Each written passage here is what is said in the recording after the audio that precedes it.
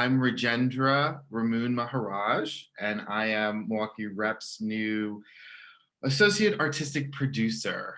And that is a real blessing. I am really excited to be the newest team member of the artistic arm of the institution.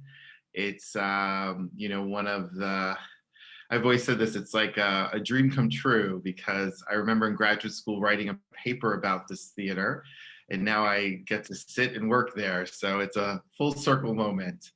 And I'm really passionate about that intersection that exists between diversity, inclusion, and the power of the theater.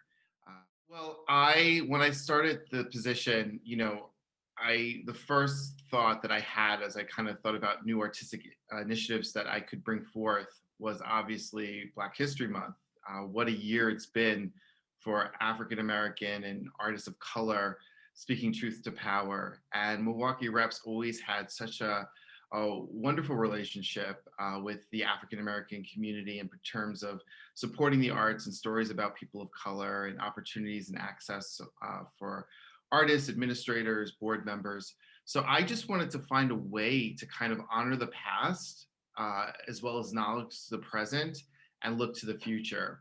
And so I worked with my colleagues and we came up with this really robust programming that includes nationally known celebrities, as well as local celebrities, as well as artists from the past and present, administrators, all coming around the idea of we rise as people of color right now in the movement. And so it's a really exciting time. I think that there's something for everyone. And it is, I always tell people that African American history is American history. And so we have to really remember that it's not just for people of color, but for all Americans. And particularly right now, as we look at the world, what does it mean to be in America? And what does it mean to be an American? I think this month will be inspirational, informative, and remind people what Dr. Maya Angelou said so many, many moons ago that still resound deep within my soul, that we are more alike than different. One, I think part of the responsibility of being an artist and being a conscious artist, and as a Black man in the world today who has the opportunity to sit in the chair and be able to work with such a prestigious institution that can create these platforms, that my goal is to always educate my people and inspire my people to know that we come from a rich legacy.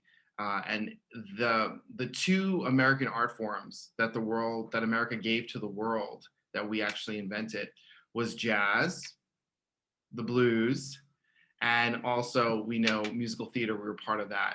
But really jazz and the blues, which came out and then they gave its child hip hop, And so I want to be able for us to look at the theater in that same lens and for us to really take ownership and not see theater as something that is, for the privileged, for the rich, that is not for them, that it, like America, it represents and is a place for every single person.